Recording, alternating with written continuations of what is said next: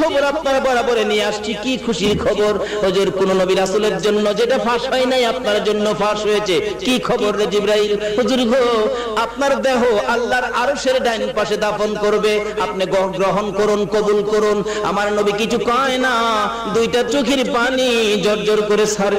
হুজুর এত সুন্দর প্রস্তাব কেন গ্রহণ করলেন না? কেন কাঁদেন আমি তো বুঝতে পারতেছি না। আমার নবী বলেন, জিবরাইল রে, আমার দাফন আল্লাহর আরশের ডান পাশে হবে, আমি কেন কান্দি? খবর নিয়ে যা, আমার দাফন যদি আরশের ডান পাশে হয়, আমার গুনাহগার এতিম উম্মতের দাফন কই হবে রে? জিবরাইল বলেন, আপনার উম্মতের দাফন এই জমিনের মধ্যে হবে। আমার নবীর কান্না আরো বেড়ে গেছে। আরে জিবরাইল, এই প্রস্তাব আমি মানতে পারি না। আমার পক্ষ থেকে একটা প্রস্তাব আমার প্রভুর দরবারে তুলে ধরো। কি প্রস্তাব? জিবরাইল, আমার গুনাহগার উম্মতেরা যে জমিনে থাকবে রে জিবরাইল,